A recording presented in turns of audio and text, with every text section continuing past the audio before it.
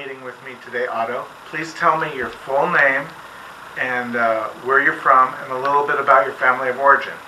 It's a pleasure to be here and I'll be able to talk to you at this time. My name is Otto Merida. I'm the President and CEO of the Latin Chamber of Commerce. This is an organization that has been established since back in 1976, actually, when there were only 30,000 Hispanics in Southern Nevada. I was born in Havana, Cuba, originally, back in 1945, and I came to this country as a political refugee under a program called Peter Pan.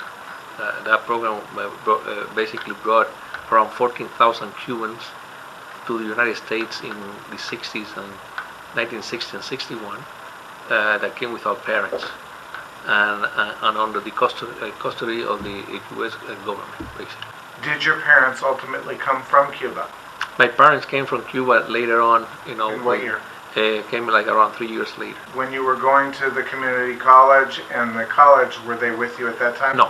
What happened was that eventually I finished high school, and then by that time my brother have married his sweetheart from high school, and they came into this country.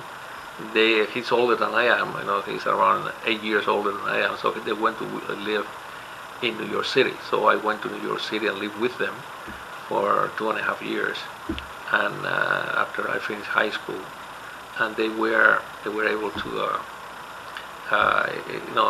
and it was my sister-in-law really that told me, that I should go ahead and try to see if I could go to school. And that's how I ended up. And I went to North Florida Junior College in Madison, Florida, and then I did 2 years there and then transferred to University of Florida. Where in New York did you live? I used to live in, I think it was in Dickman, 207th Street and Dickman. It was in Upper Manhattan, actually. At that time, it was a really lower middle class neighborhood. I'm told by my brother years later that neighborhood really got bad. And it was really, and then now it have come back now in the last few years, I think, maybe in the last 10, 15 years or something. What, if any, religion were you raised in? Well, the religion was the Catholic religion, but I never really, my parents were not that religion, and I have never been that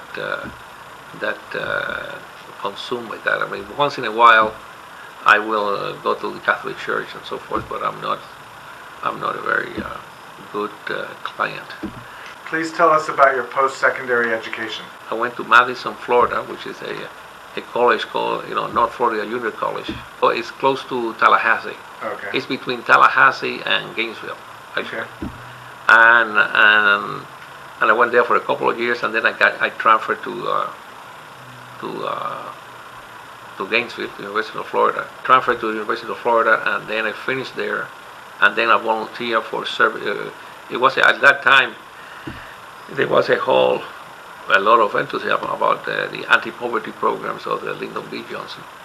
So I joined the Volunteer for Service to America. It was called VISTA. I got some training in Miami, and then I went to Leominster. I went to Massachusetts, and ended up in Leominster. It's a section called around 80 miles from Boston. It's the Leominster-Fitchburg. It's like a twin city. It's like calling North Las Vegas and Las Vegas, a twin city. And then I worked there as a community organizer with the Puerto Rican, basically, Puerto Ricans and poor people in that community. I used to live with Puerto Rican families, and I spent a couple of years with them, with different families and helping out there. When you worked for the Chamber of Commerce in Fitchburg, you were a manpower manager. Yes. Well, please tell me what that means. Well, that means at that time they were creating these new programs, which they still exist. As a matter of fact, we are doing some of the same things right now. Basically, we will identify a company that needed individuals. We will recommend somebody that was unemployed. We will work with the unemployment department or the employment department.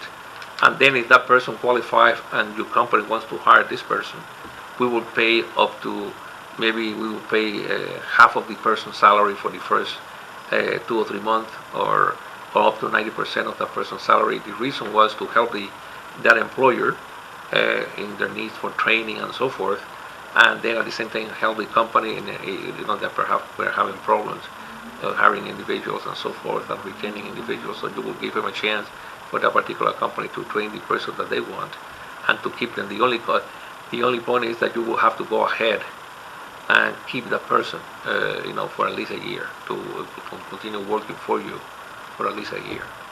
Please tell us about your employment for the state of Nevada in the mid-'70s. What did you do for them? What I did, I was working for the Department of Education. I was assigned to the Roy Martin Junior,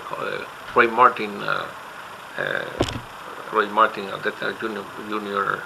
I think they changed it to middle school. And then what I will do is I will identify two teachers. They will identify kids that were having problems at their homes, basically Hispanic kids. They call them at risk now. Yes, and then I will visit them in school and also visit them at home, and trying to deal with some of the issues that they were having in terms of dropping out of school, or maybe they might have some behavioral problems, or they might be into like drinking or drugs and this type of thing. What inspired the idea for the Latin Chamber? When I came in 1974 here to this community, I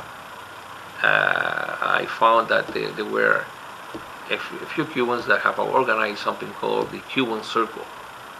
And the Cuban Circle was a place. They had a locale, over in Paradise, and almost like Paradise and Flamingo. They have rented inside of a shopping center a place there as a space, and then they will get together on weekends. They will play dominoes. They will talk about politics. They will talk about how to overthrow Castro. So we would get together there, and then we would go on and so forth. It was also a very helpful way for Cubans, no Cubans, that would come to Las Vegas to perhaps be referred for jobs and so forth. And so that's how I got involved with this with them. At that time, probably the Cuban Circle was the best organized Hispanic group in Southern Nevada. There were not that many Hispanics, but they were together. Many of the Cubans that came in the late 60s or early 60s and late 60s and 70s, many of them have worked in the casinos in Cuba, and they already have quite a bit of a training and expertise in gaming. And many of those individuals that control the casinos in Cuba and that were thrown out by Castro and the new government in Castro came to Las Vegas, and they were the ones that had the connections, and they had the connection with the wise guys here in Vegas, and many of them were running those places in Havana for them. So when they left, they told many of those individuals that were already dealers, baccarat dealers, they were working in the roulette, saying, if you ever leave Cuba and come to the United States, come to Vegas, and I will give you a job. I will get you a job. So many of those Cubans came to Las Vegas, and when I came to Las Vegas in '74, a lot of the Cubans had great jobs, working at Caesar's Palace and in different houses. In management. In management, for example, you had a person like Campo. I don't recall Manny Campo. Manny Campo was a very well-known individual that was was the head of the Latin American department for Caesar for many years. His brother Pupi Campo was the one that used to play at the La Barca, where they had there was a dance place within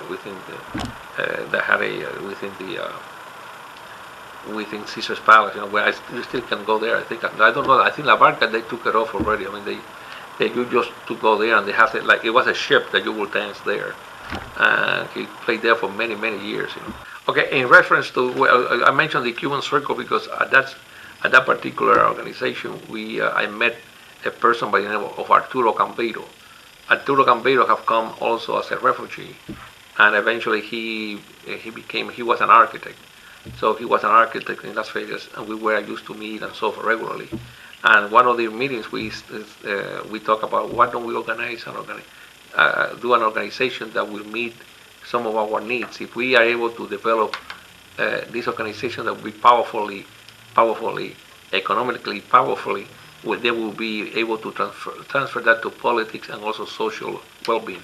And that's why we started the Latin Chamber of Commerce. Why is it necessary to have chambers of commerce for each ethnic group instead of everyone just joining the U.S. Chamber of Commerce? Well, I can tell you that this issue is happening all over the country. We are not unique. I mean, we have Hispanic chambers of commerce all over. There are over 200, 300 Hispanic chambers all over the country.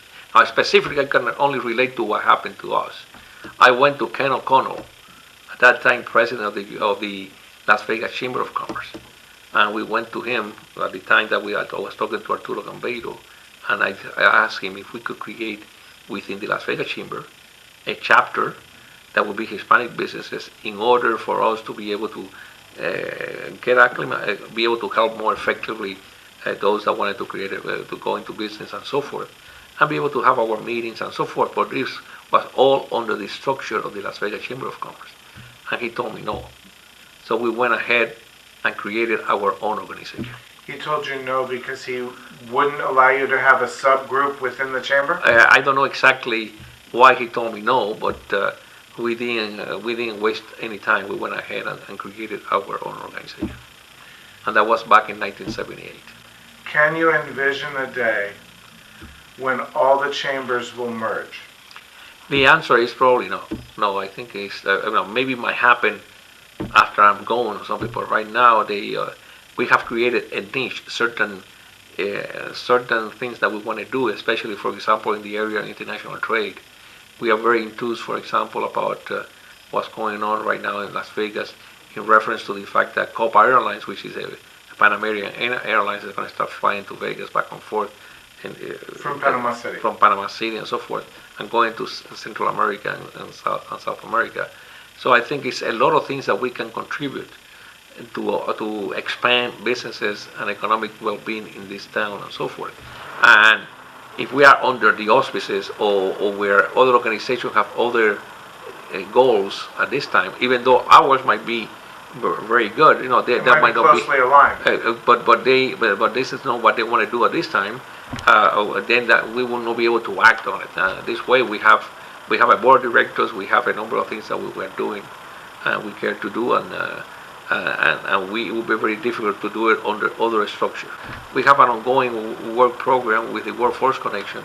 We are training. We have trained so far for jobs around 150 individuals, for example, in the last year. We're going to do a summer youth program of 200 kids. We have a number of other things that we care to do. We're going to give a work where we're getting 100 kids for a work experience, where we will talk to you that if you have a company, and then we will send you a kid, a student to work for you for 20 hours, and then we will pay minimum wage. We will give them work experience. I want one. So the point that I'm saying is that I need somebody computer savvy though. Okay, well, we will try to see if we can do that. So the answer is that we want to do all of these things, and the Las Vegas Chamber of Commerce, for example, is not involved in any of this stuff. They are all involved in all the areas that are important to this community, but not that type of thing that we are doing.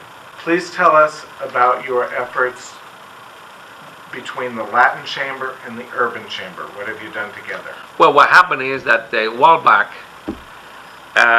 Eloisa Martinez, that was a few years ago, Eloisa Martinez was the chairman of the board of the Latin Chamber of Commerce. And That means she was your boss? Yes. And Hannah Brown was the chairman of the Urban Chamber of Commerce. So they got together in the luncheon, and also with the chairman of the Asian Chamber of Commerce at that time. His name was James Yu.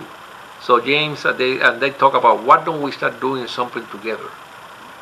So what we did is we went to see people at Caesar's Palace, Caesar's Entertainment, and then what we did was created something called the Joint Luncheon, and we will get together and then have all the three chambers of commerce together in a big luncheon, and we will bring somebody of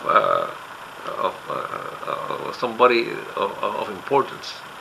So we have been doing that now for like the last 9 years. And how much does that generate for you each year? Well, that one that generates it's not so much, maybe like $5,000 to each one of us, like $15,000.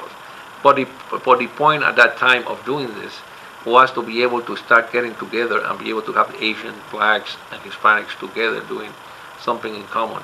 So we will bring, for example, a spokesman. We have one time Loveman, which still is the chairman of the Caesars Entertainment, spoke to us at that time. We had people from the Boyd group, Boyd, the old man spoke.